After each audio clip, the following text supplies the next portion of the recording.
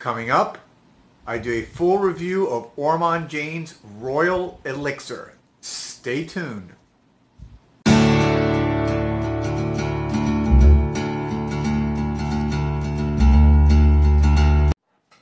Welcome back, everybody. This is Joel the Nose coming to you from Miami as always.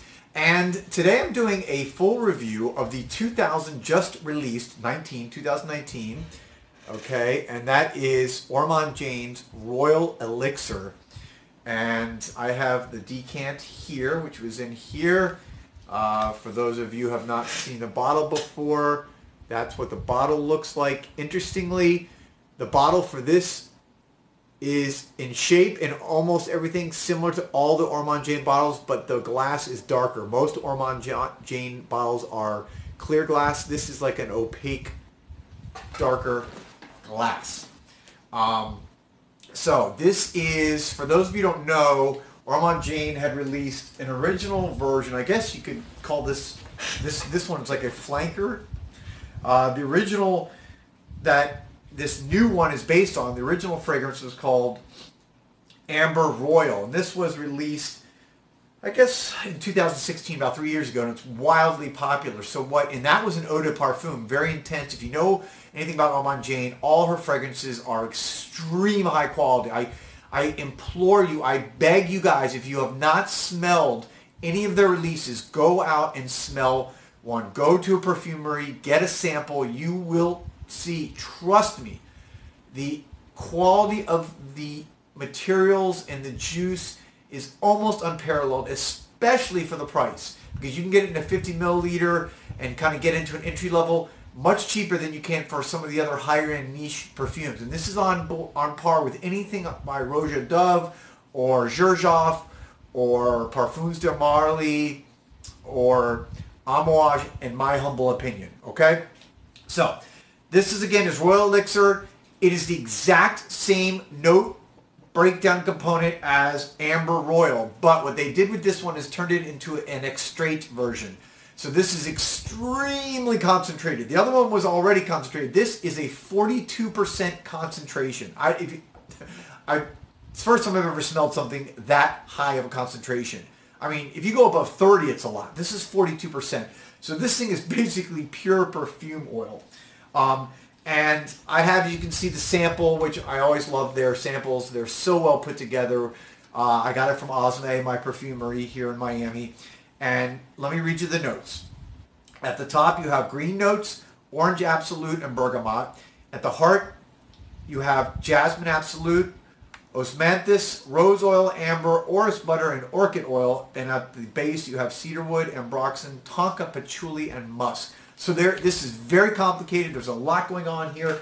I couldn't even begin, I'll be honest with you, to try to explain all the smells that are coming at me, because it's so complex and it's so overwhelming, but in a good way, where you feel that you've witnessed or seen a great piece of art and you almost can't explain it. That's what's happening here.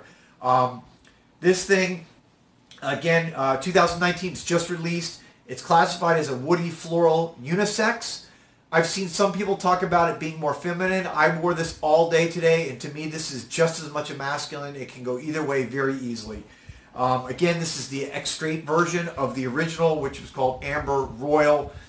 And let me just say this. I sprayed this early this morning, and I'll spray it again just so you can kind of see my reaction. But okay, just so you can see here. And it's so luxurious. I feel like I'm luxuriating in a spa in the Alps or on Miami Beach in a high-end spa. It's right at the outset, it's very bright. It's very intense. You get the orange blossom, which is at the top. I don't really get much bergamot, but I get the orange blossom. But it's not a sweet orange blossom. And I've made my own fragrances here, and I've been tinkering, and I use orange blossom. And that can overpower a fragrance at the top. That's not what's happening here. But it's like a green herbaceous, because those green notes, it's green, almost herbal, herbaceous, but with a hint of the orange blossom. Very bright, very kind of sharp, not too sweet, and almost a little bit nutty at the top. So you can see there's a lot going on here. I'm just explaining what I smell. God knows what everyone else is going to smell. We all have our obviously own noses and impressions, but this is what I get. And then after about an hour, as it starts to dry down, again, it's very elegant, it's very luxurious, it's still very bright, it's a little bit sharp, it gets a little bit powdery. I think for me that's the jasmine, because jasmine to me it always comes across as a little powdery, but it also then gets kind of a little creamy. And I think that's probably from the orris butter.